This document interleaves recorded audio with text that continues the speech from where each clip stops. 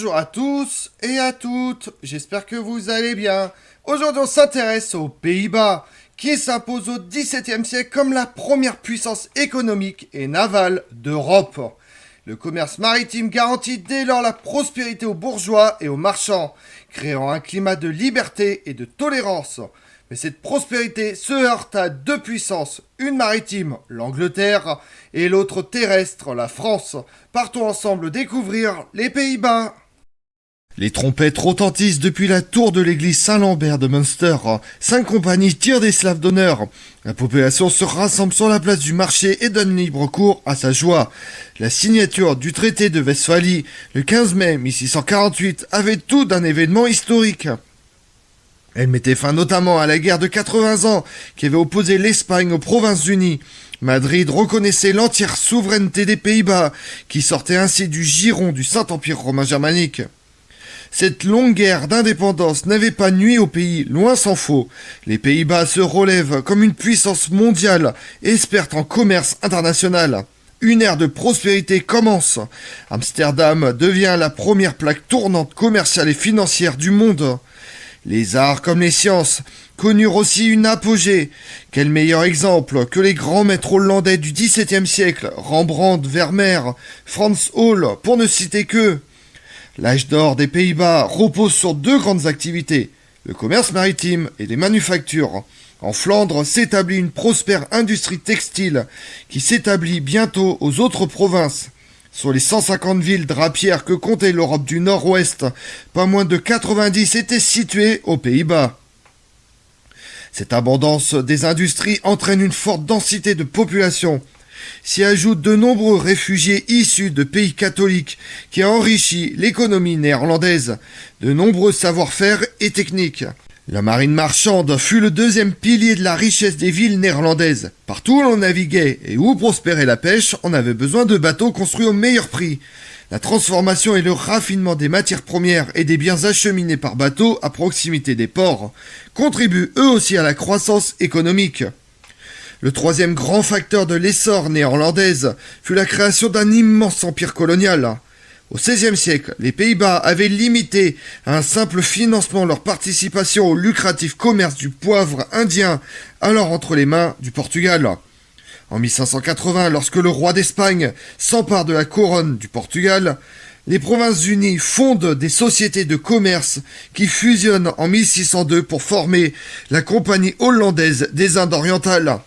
Le gouvernement s'applique à ne pas s'immiscer dans la politique commerciale. Les entreprises gardent ainsi leur statut privé et l'État ne peut être tenu pour responsable ni des excès commis par les natifs ni des entorses à la concurrence européenne. L'est de l'océan Indien avec Sumatra, la Malaisie, Java, Bali, célèbre, l'archipel des Moluques et jusqu'aux côtes chinoises devint la principale zone d'influence des Pays-Bas. En 1612, ils firent de Batavia, la future Jakarta, la capitale des Indes néerlandaises. Outre les précieuses épices, l'étain, le diamant, le riz, le teck et le café étaient les marchandises les plus prisées. En 1619 fut fondée la Compagnie hollandaise des Indes occidentales, chargée de la colonisation du Nouveau Monde. C'est ainsi que naît en 1626 la Nouvelle Amsterdam, qui deviendra un jour New York. Mais l'expansion néerlandaise fut loin d'atteindre en Amérique l'ampleur qu'elle connaît dans l'océan Indien. À la signature du traité de Münster, les Provinces-Unies, nom que s'était donné l'Assemblée des États de territoires rebelles, mirent donc fin à 80 ans de guerre pour s'affranchir de la tutelle des Habsbourg d'Espagne. Chaque province était représentée par un délégué, le président de la délégation hollandaise, assumant en tant que grand pensionnaire la direction de l'administration des affaires étrangères et des finances. Il était secondé d'un stadhouder, haut fonctionnaire attaché au service d'une province. Or, à l'époque du soulèvement contre l'Espagne, s'était instaurée la tradition de nommer le stadhouder dans la maison princière d'Orange. Celui-ci en vint rapidement à avoir un statut quasi royal, chargé de veiller au maintien de la religion vraie, c'est-à-dire la foi protestante. Il était aussi responsable de la justice et du haut commandement militaire. Le pouvoir du stadhouder, personnage assez secondaire en temps de paix, était donc particulièrement important en temps de guerre. C'est ce qui explique qu'au cours de la lutte pour l'indépendance, le Stadtholder et la République eurent de nombreux démêlés, notamment sur la question de savoir s'il fallait ou non mettre fin aux hostilités. Guillaume II de Nassau, prince d'Orange, n'accepte la paix de Münster qu'à son corps défendant. Lorsqu'il meurt en 1650, les Provinces-Unies s'empressent d'exclure la maison de Nassau du statut d'Ora, finalement aboli en 1667. C'est le grand pensionnaire qui devint le principal personnage de l'État. Si les Pays-Bas s'étaient hissés au rang de grande puissance du continent européen durant la première moitié du XVIIe siècle, ils durent défendre chèrement leur hégémonie après la signature du traité de Westphalie. L'Angleterre, autre grande puissance maritime, fut la première à prendre ombrage de cet essor néerlandais. C'est la raison qui pousse en 1651 le Lord protecteur Oliver Cromwell à promulguer l'acte de navigation, provoquant ainsi une guerre entre les deux États. Au terme de ce texte de loi, les marchandises importées en Angleterre devaient être acheminées directement depuis leur pays d'origine ou le port de leur première cargaison et ne pouvaient être transportées qu'à bord de navires battant pavillon anglais ou du pays de provenance.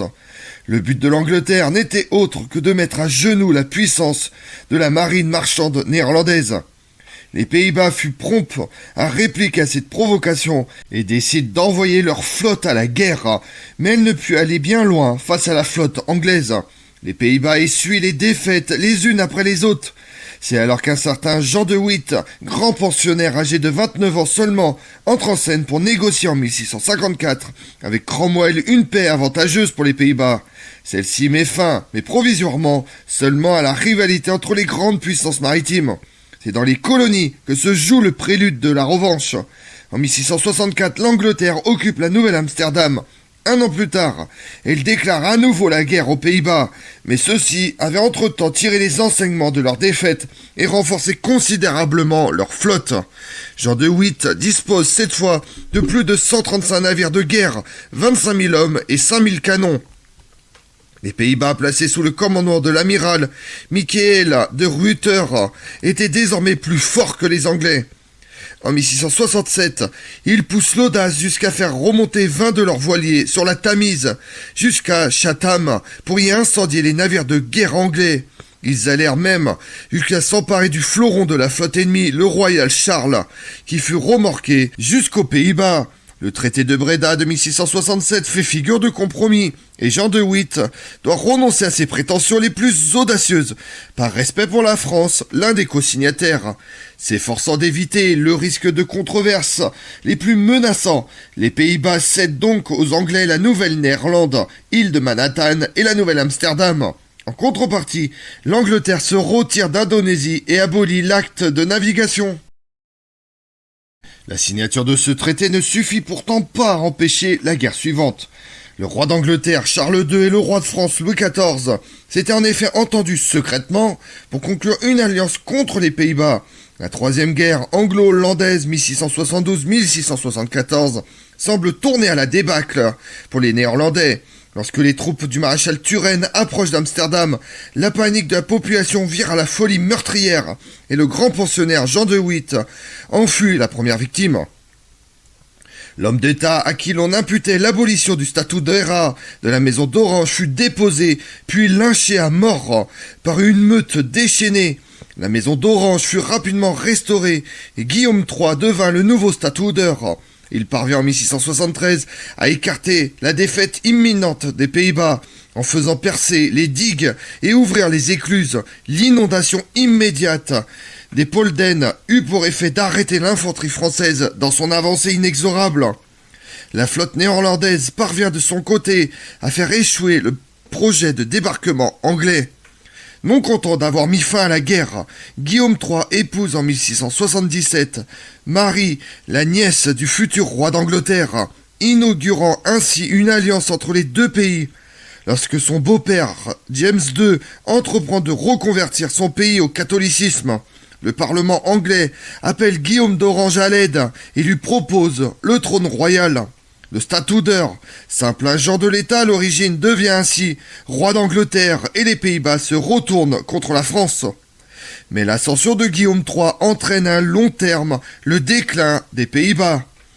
Dans les années qui suivent, les Néerlandais durent en effet contribuer aux campagnes militaires de l'ambitieux prince d'Orange contre la France de Louis XIV, sans presque plus avoir voix au chapitre.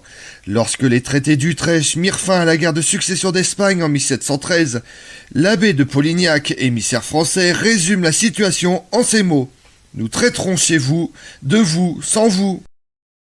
Alors que l'absolutisme triomphait dans les pays voisins où dissidents et autres hérétiques étaient persécutés sans relâche, les Pays-Bas se distinguaient par un climat de tolérance et de liberté individuelle.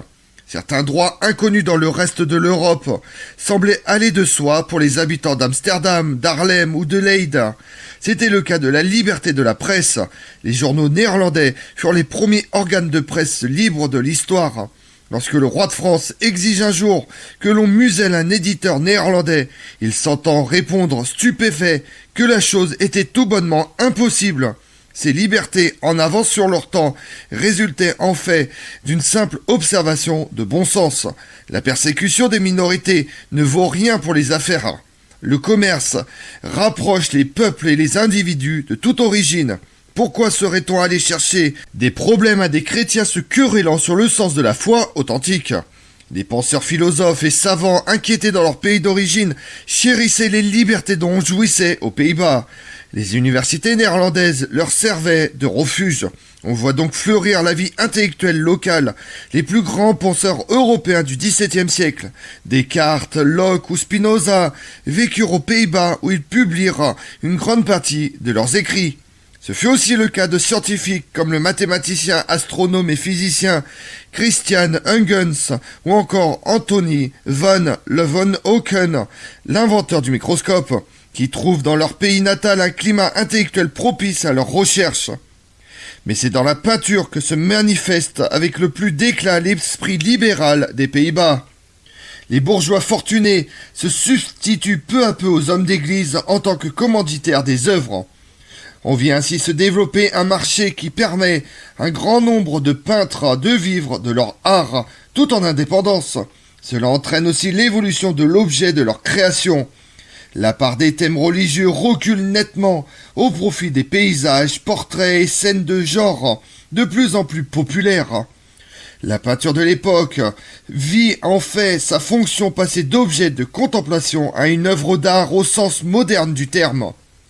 La pensée pragmatique des marchands avait ainsi donné naissance, en plein cœur de l'Europe absolutiste, à une république bourgeoise qui connut son âge d'or. Comme on l'a vu, fondé en 1581 par l'Union d'Utrecht, les Pays-Bas se hissent au rang de première puissance commerciale au monde, tandis que le reste de l'Europe se débat dans les affres d'une stagnation et d'une récession qui dure par endroits jusqu'en 1750. La liberté de culte qui règne aux Pays-Bas y attire les personnes les plus diverses. Ces réfugiés rejoignent une république en pleine croissance, qui leur offre travail et liberté d'opinion. Écrivains et érudits s'y établissent pour enseigner et publier en totale liberté.